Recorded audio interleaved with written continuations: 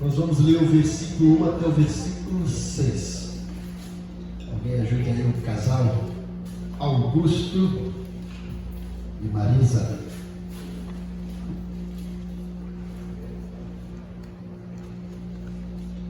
Carta do apóstolo Paulo aos Efésios, capítulo 4, versículo 1 a 6. Vai dar no final do culto. Cobre a bala do pastor, tá bom? Você sai adoçado. Quantos aninhos tem a Danu? 8? Mais nova do que eu, né? Efésios capítulo 4, versículo 1 a 6 diz o seguinte: rogo-vos, pois eu, o prisioneiro do Senhor, que andeis de modo digno da vocação a que fostes chamados. O perdão, pensei que tinha encontrado. Dá para seguir por aqui também, ó. Isso. Vou lá de novo, ó. Eu vou ler aqui nessa versão, volta lá.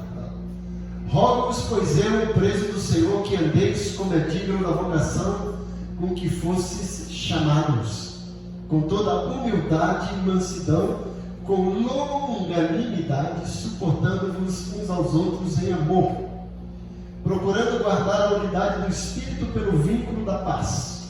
Há um só corpo, um só Espírito, como também fostes chamados em uma só esperança da vossa vocação. Um só Senhor, uma só fé, um só batismo, um só Deus e Pai de todos, o qual é sobre todos e por todos e em todos vós. Esse é o texto.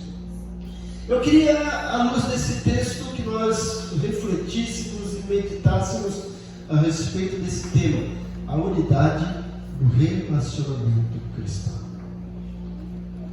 Quem conhece a carta do apóstolo Paulo aos Efésios, ele escreveu para os crentes da cidade de Éfeso, e nessa carta o apóstolo Paulo escreve, naquele tempo não era dividido em capítulos, mas depois foi dividido. Se você prestar atenção, há uma divisão natural nessa carta. O capítulo 4, versículo, quando começa, rogo-vos, pois eu, prisioneiro, inicia-se a segunda parte da carta. Nos 3 primeiros capítulos, Paulo trabalha de uma forma teórica de nos ensinar sobre a salvação, mostrar que a salvação foi uma obra da Trindade que a gente precisa valorizar, mostrar o que nós éramos antes de sermos salvos, o que Deus fez durante a nossa salvação e o que nós passamos a ser depois da nossa salvação. Mostra no capítulo 3 que a salvação foi tão ampla que ela desfez uma barreira geográfica e até mesmo uma barreira de sociedade, de costumes. Porque antes era judeu e gentil, e Paulo fala que agora a igreja é o lugar de Deus onde abriga todos e todos têm acesso ao Pai. E aí no capítulo 4 em diante, Paulo começa a trabalhar na parte prática, ou seja, agora que vocês sabem o que é salvação, agora que vocês já sabem o valor da salvação, agora que vocês já são salvos, coloquem isso na prática. E no aspecto prático, Paulo começa a trabalhar sobre relacionamento. Gente, e relacionamento é algo fantástico, mas ao mesmo tempo os maiores problemas que nós encontramos na vida diz respeito a relacionamento. E a igreja não foge disso. A igreja tem questões de lidar com o pecado, disciplina tem, mas a maioria dos questionamentos, das disciplinas que são usadas na igreja diz respeito a relacionamento. E Paulo escreve isso para que a gente entenda o valor e melhore os nossos relacionamentos. Para você ter uma ideia, o capítulo 4 de Efésios tem de 32 versículos. E os primeiros 16 versículos, Paulo trata sobre relacionamento horizontal. E os últimos 16 versículos, Paulo trata sobre relacionamento vertical. O que isso nos lembra, gente? Nos lembra de cruz. Relacionamento horizontal, Paulo está mostrando que nós precisamos ter unidade. É o meu relacionamento com o próximo. Relacionamento vertical, Paulo está falando sobre santidade. É o meu relacionamento com Deus. E uma coisa depende da outra. Se eu fizer só isso, não tem cruz. Se eu fizer só isso, não tem cruz. Cruz precisa de um relacionamento vertical e um relacionamento horizontal. E o que Paulo está propondo é que se eu não conseguir me relacionar com o meu irmão em unidade, eu terei dificuldades, sérios problemas de me relacionar com meu Deus em santidade. E se eu realmente estou em santidade com meu Deus, eu vou refletir isso em unidade com meu irmão. E nessa questão da unidade, Paulo começa a trabalhar aqui nesse capítulo 4, nesses 6 versículos que eu falei para vocês. É uma coisa interessante. A primeira coisa que Paulo aponta aqui é que a unidade requer de cada um de nós um viver digno do corpo de Cristo. Qual é o corpo de Cristo? A igreja. E para que eu tenha um relacionamento horizontal, para que eu participe, para que eu viva a unidade, eu preciso viver de forma digna. Veja que Paulo começa no primeiro versículo. Rogo, ele está de certa forma quase que implorando para a igreja de Éfeso. Olha, eu rogo, eu, o prisioneiro, porque Paulo estava preso, mas ele dizia que ele era prisioneiro de Deus, não prisioneiro do imperador. Ele disse, eu rogo como prisioneiro que andeis. Esse verbo andar na realidade aqui é viva. Paulo está dizendo, olha, eu, prisioneiro do Senhor, estou rogando, estou suplicando que vocês vivam do modo digno da vocação a que vocês foram chamados. Qual a vocação nossa? A nossa vocação aqui é sermos filhos de Deus. E Paulo está dizendo, na qualidade de filho de Deus, eu estou rogando que vocês vivam como filho de Deus de maneira digna. O filho de Deus tem que demonstrar isso na sua vida, no seu caráter, na sua conduta. E aqui especificamente no nosso relacionamento. Então Paulo começa a mostrar que a unidade no corpo de Cristo, no relacionamento cristão, requer de cada um de nós um viver digno, viver com dignidade. Paulo está encorajando os irmãos, a que vivam em unidade, mesmo passando por privações, mesmo passando por dificuldades. Nós temos que viver de modo digno, porque tem crente que na hora da dificuldade esquece de Deus. E tem crente que na hora da prosperidade também esquece de Deus. Salomão, ele escreve em um dos seus provérbios dizendo, Senhor, eu te peço 2 coisas. Não me deixe pobre demais, a ponto de mendigar e roubar e manchar o teu nome, envergonhar o teu nome. Mas também não me deixe rico demais, a ponto de eu prosperar e esquecer de ti e achar que eu sou o dono da verdade que não depende de ti. Ele pede isso. E o que o apóstolo Paulo está dizendo é o seguinte, que o cristão não tem desculpa para não viver como cristão, seja na dificuldade, seja na prosperidade. Precisamos viver de modo digno, mostrar que somos cristãos. Essa é a base para termos um relacionamento horizontal de unidade perfeita.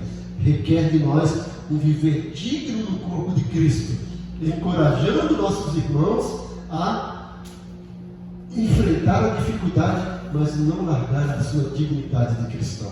Reconhecendo que nós somos chamados para uma vocação. Você foi chamado para ser filho de Deus, então viva como filho de Deus. Não viva como uma pessoa pagã no mundo, porque tem muitos que se dizem cristãos, mas a sua identidade na realidade não é de cristão.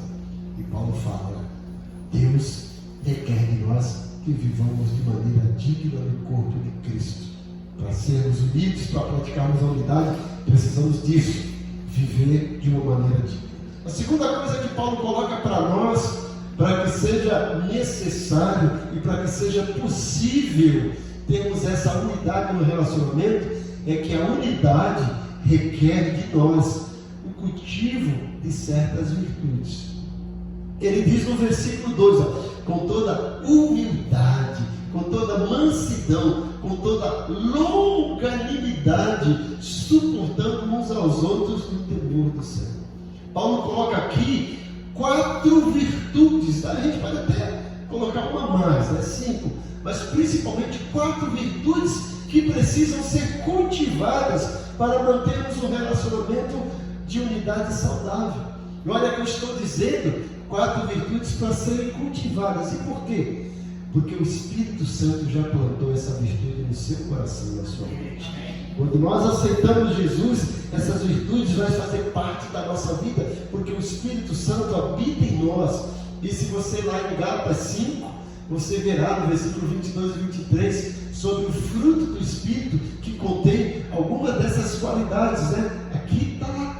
9, e aqui nós só temos 5, mas essas virtudes o Espírito Santo planta, semeia na nossa mente e no nosso coração, mas cada um de nós precisa cultivar.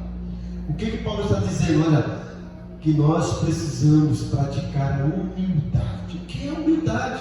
Tem gente que acha que a humildade é viver como pobre, de cabeça baixa, achando que é um João ninguém. Não. Humildade é reconhecer a nossa posição no corpo de Cristo. O que é? Qual é a nossa posição no corpo de Cristo? Mesmo sendo filhos de Deus, no corpo de Cristo nós somos servos uns dos outros. Ninguém aqui deve achar que é Senhor, que é maior, né? E que tem lá a primazia, que está acima do outro. Não, somos servos uns dos outros. A gente fica surpreendido quantas vezes a Bíblia, especificamente no Novo Testamento, usa a expressão uns aos outros. Eu chamo isso de mandamentos recíprocos. Amai uns aos outros, suportai uns aos outros, não mintais uns aos outros, consolai uns aos outros. E Paulo aqui está mostrando que a gente precisa ter essa humildade, reconhecer que nós somos servos uns dos outros, reconhecer o nosso lugar no corpo de Cristo. Não somos maior do que ninguém, porque aquele que era o maior, que era e ainda é o Rei dos Reis e Senhor dos Senhores, veio aqui para servir. Ele deu uma lição para os discípulos, lá em Marcos capítulo 10, versículo 35 e 45, quando os discípulos, olha Senhor, nós queremos que na tua glória o Senhor coloque lá 2 cadeiras para a gente ficar sentado, uma à direita e outra à esquerda. Jesus falou, vocês não sabem o que estão pedindo, porque o Filho do Homem não veio para ser servido, mas veio para servir e dar a sua vida. Nós estamos aqui para servir uns aos outros, não para exigir ser servido. Nós somos aqui como servos de Deus, e para isso nós precisamos praticar, cultivar essa virtude fantástica que é a humildade. Tem outra virtude que Paulo lança aqui, que é mansidão. Ser manso também não é engolir tudo, né? Não é aquele ditado que a gente usa lá, que a gente ouve, né? Eu não levo desaforo para casa. Não é isso. Ser manso é saber lidar com as palavras, saber falar com as pessoas sem ofender, sem ter arrogância nas suas palavras. Mansidão tem mais a ver com isso. É uma qualidade da pessoa que consegue manter um equilíbrio diante de ofensa e não vai revidar com palavras. Tem pessoas que têm a capacidade de dizer, eu sou franco, o que eu tenho que dizer eu falo mesmo, né? Eu não levo desaforo para casa, eu falo. Olha gente, sincero nós precisamos ser, francos nós precisamos ser, mas não podemos confundir franqueza com aspereza. A gente pode e deve ser franco, sem ser áspero. Jesus ensinava assim, Jesus corrigia assim, e nós precisamos ter essa virtude da mansidão sendo cultivada na nossa vida para manter os nossos relacionamentos. E quando o irmão às vezes está lá a ponto de explodir, está parecendo uma dinamite, a gente vai lá com calma, desarma aquela bomba, abraça o irmão. Que Deus te abençoe, meu irmão. Temos que ser pacificadores.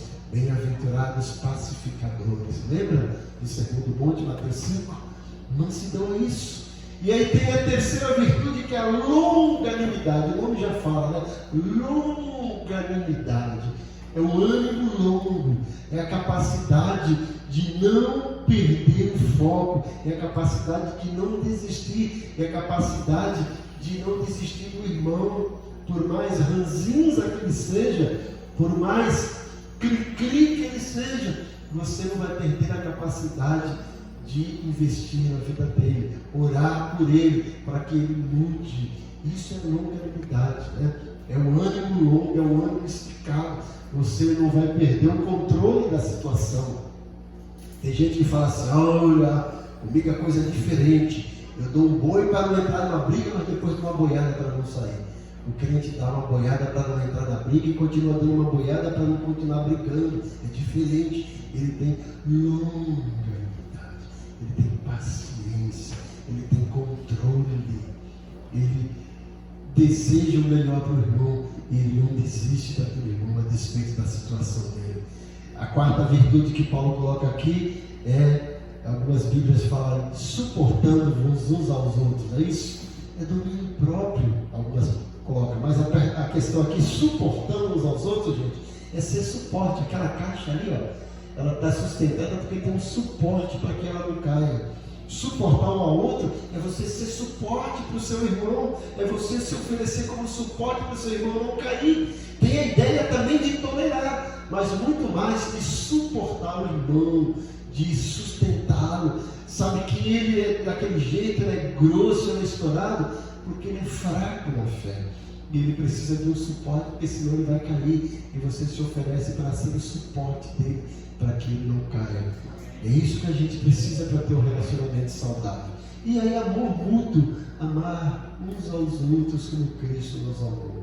São essas virtudes. Então, Paulo começa esse bloco mostrando que para a gente ter uma unidade, requer de nós um viver digno do corpo de Cristo. Em segundo lugar, a unidade requer de nós o cultivo de certas virtudes cristãs. Em terceiro lugar, Paulo mostra que a unidade precisa ser preservada. Olha que coisa interessante. Ele fala que precisa ser preservada. Por quê? A gente só preserva algo que já existe. Paulo mostra no versículo 3 que a unidade foi promovida pelo Espírito Santo.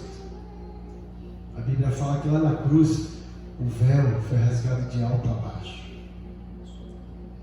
Ou seja, já não há mais separação entre nós e Deus. E da mesma forma, esse véu que foi rasgado é para que não haja separação entre eu e meu irmão, para que haja unidade. E o Espírito Santo promove essa unidade do corpo de Cristo, promove essa unidade entre nós. E nós vamos ver por quê e como que ele promove. Ele promove, mas compete a cada um de nós preservar essa unidade que o Espírito Santo promoveu em nossos corações. Paulo fala assim, ó, com toda diligência, algumas Bíblias, né? Esforçando-vos, ou seja, requer um esforço, gente. Não é fácil a gente manter unidade, né? Principalmente aquelas pessoas que tentam nos tirar do sério, né? A gente vê isso em todo lugar. Às vezes nós estamos trabalhando numa empresa, tem aquele chefe que gosta de pegar no nosso pé. Às vezes a gente está numa escola, é um professor que pega no nosso pé, é um inspetor de aluno que quer espetar a gente, né? É o amiguinho. E às vezes somos nós mesmos, né? Mas a gente precisa preservar. Isso requer de nós um esforço, gente. Um esforço diligente, ou seja, um esforço consciente. Eu tenho que ter noção disso. Eu preciso me esforçar. Eu não posso perder a calma. Eu não posso perder a estrutura. Eu não posso deixar que isso entre em conflito. Eu vou manter a paz.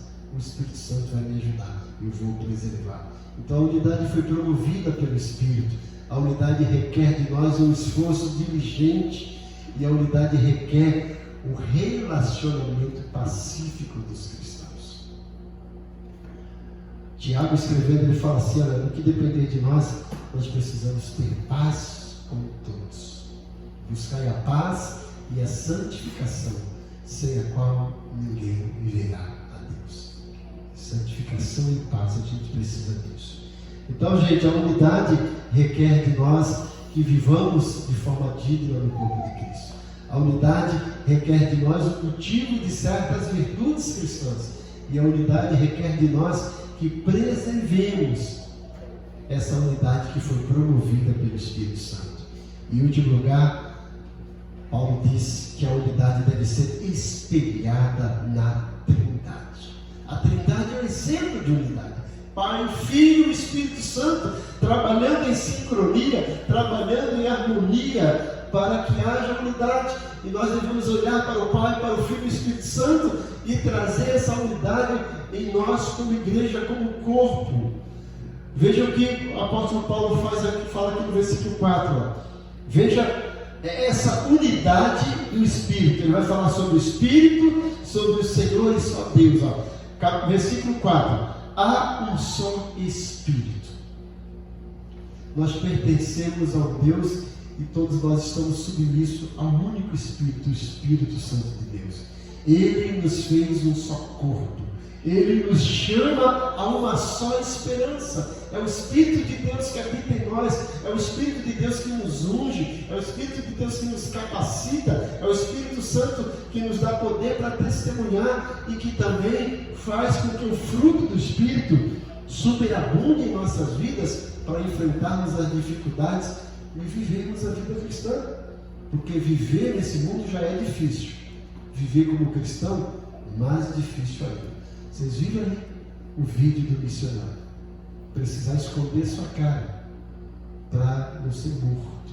É difícil servir a Deus. Ninguém disse que ia ser fácil. Jesus falou assim: olha, venham para mim que vai ser tudo maravilha, eu vou para o céu e vocês vão ficar aqui, vai ser um mar de rosa. Não, ele diz em João 16:33, no mundo tereis aflições, mas tem de bom ânimo, eu venci o mundo. As dificuldades existem, nós estamos aí, mas nós temos um Deus e que através do Espírito Santo nos dá força para vencermos as dificuldades. E como eu sempre digo, Deus sabe da nossa vida todinha. A nossa história já está escrita, Ele conhece todos os capítulos, mas Ele não conta para nós todos os capítulos. Mas para a gente não desanimar, Ele já conta para nós o capítulo final. E qual é o capítulo final na vida do crente? Vitória, vida eterna, salvação lá no céu com Jesus, onde não há pranto, não há dor, não há tristeza, né? Onde eu sempre falo que a gente não vai acordar escutando barulho de ambulância, nem de bombeiro, nem de polícia, nem de baile funk. É só glória, maravilha no céu. Isso é o que Deus tem para nós. O Espírito Santo trabalha nos nossos corações para a gente enfrentar toda a dificuldade sem desanimar.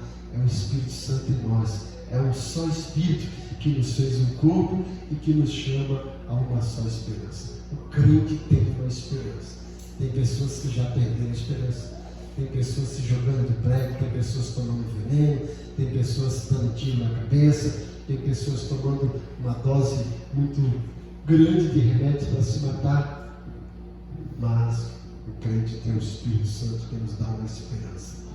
E como a gente canta, nossa esperança é sua vinda, ó Rei dos Reis, vem nos buscar. Nós aguardamos Jesus ainda até a luz do amanhã. É a esperança do cristão. Há um só Espírito, há também um só Senhor. No versículo 5, agora Paulo está falando de Jesus. Nós temos um só Senhor, que isso é evidenciado por uma só fé e é expressado por um só batismo. Nós temos fé em Jesus e nós somos batizados em nome de Jesus. Ele se batizou e deixou registrado que nós devíamos nos batizar para termos um compromisso público com Ele. Ele é o nosso Senhor. Então nós servimos a um só Senhor, não temos outro Senhor. Habita em nós o mesmo Espírito, unidade. Todos nós servimos um só Senhor, é unidade. E por fim, Paulo fala no versículo 6 que há um só Deus. E que Deus é esse? Ele é a autoridade da igreja. Ele é Pai de todos, né? Olha o versículo 6 aqui, né? Presta atenção nesse versículo 6 aqui, ó. Um só Deus. Olha que maravilha. Temos aqui Reinaldo, Demétrio, Adelso, Márcia, né? Ana Lu, Ana Flávia, é isso? Eu sou Beatriz. Beatriz e Ana Lu. E Luiz. Olha, temos várias pessoas, mas temos um só Pai. Ele é Pai de todos. Deus é Pai de todos e é sobre todos. Ele está sobre todos nós. E Ele é por todos nós e está em todos nós. Olha que coisa bonita da unidade. Nós temos um Deus que é Pai e que está sobre todos, mas ao mesmo tempo é Pai de todos, está em todos, está aqui por todos. Por quê? Ele é a autoridade final da igreja. Ele é a autoridade da igreja. Ele é o facilitador da igreja. Ele que através do Espírito Santo distribui dons. Ele que através do Espírito Santo concede dons das pessoas para ensinar, para nos edificar. Ele que através do Espírito Santo traz milagres, curas, consolo, conforto para a igreja. É esse Deus. Ele é a autoridade da igreja. Ele é o facilitador da igreja. E Ele é o fortalecedor da igreja. Nós somos fortes porque servimos a um Deus grande. Nós cantamos: grande é o Senhor, esse Deus que nos dá fortaleza. Paulo por diversas vezes orou pedindo que Deus o curasse de algo que ele chama espinho na carne. Está lá em 2 Coríntios capítulo 12. Mas Deus olha para ele e fala assim: Paulo, fica tranquilo, a minha graça te basta. E Paulo falava: eu sei que o poder de Deus se aperfeiçoa nas fraquezas. Né? A Isaías, o profeta disse: diga ao fraco, sou forte. A força não vem de nós, vem do Senhor. É Ele que nos fortalece. Nós vamos cantar daqui a pouco, vou seguir com fé. Por quê? É Ele que nos fortalece. É esse Deus. Então, gente, o que eu queria trazer para vocês é isso. A unidade no relacionamento. Deus quer que nós aprendamos a ter relacionamentos. Vocês acham se os russos se relacionassem bem com os ucranianos, teria aquela guerra? Não teria, né? Não teria aquela guerra. Vocês acham que as pessoas realmente se relacionassem de uma forma maravilhosa? Nós teríamos aí roubos de celulares, roubos de tanta coisa, não? Porque as pessoas, primeiro, não estão se relacionando com Deus, perderam o amor, perderam a fé, perderam o temor, e depois não estão se relacionando com o próximo. Isso acontece até nos nossos lares, né? Ninguém vai dizer assim: minha família é totalmente perfeita, eu nunca briguei com ninguém. Opa, se você falar isso, me dá um segredo, né? Que isso não existe, né? Como diria o Padre Quevedo, isso não existe. É isso. Mas o Espírito Santo coloca a unidade no nosso coração, na nossa vida, que a gente precisa preservar. A maneira digna que fomos chamados, gente, leva-nos a viver em unidade. Temos o parâmetro da unidade no relacionamento cristão, na unidade da Trindade. Pai, Filho e Espírito Santo, que falam a mesma língua, que pensam igual e têm os mesmos objetivos. O Espírito Santo promove essa unidade, a qual deve ser preservada pelos cristãos através de um esforço diligente e o cultivo de virtudes cristãs. Então, sai daqui hoje e fala assim: Espírito Santo, eu ouvi a tua palavra e eu quero melhorar o meu relacionamento em casa, eu quero melhorar o meu relacionamento no trabalho, eu quero melhorar o meu relacionamento na minha vizinhança, na minha família, e eu quero melhorar o meu relacionamento na tua igreja. Me ajuda a preservar essa unidade que o Espírito Santo colocou no meu coração. Me ajuda a praticar a humildade, me ajuda a cultivar a mansidão, me ajuda a cultivar a longanimidade, e me ajuda, Senhor, a ser um suporte para o meu irmão e a praticar e receber o amor mútuo para a glória de Deus. Curte sua cabeça.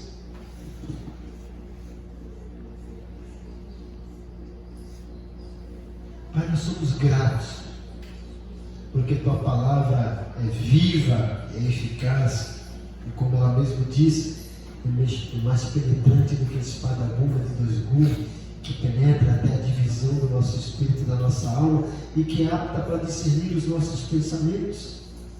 Nos ajuda, Deus, a partir dessa exposição que ouvimos da Tua palavra, a colocarmos isso em prática, a melhorarmos o nosso relacionamento contigo, na base da santidade, e a melhorarmos o nosso relacionamento com o nosso irmão na base da unidade.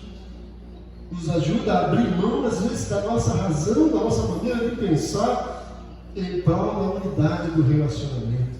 Nos usa como canal de bênção para sermos suporte para o nosso irmão mais fraco, para que ele não caia, e para que os nossos relacionamentos sejam pautados na Tua palavra, alicerçados pelo poder do Teu Santo Espírito.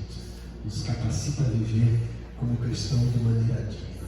Essa é a nossa oração, esse é o nosso pedido, em nome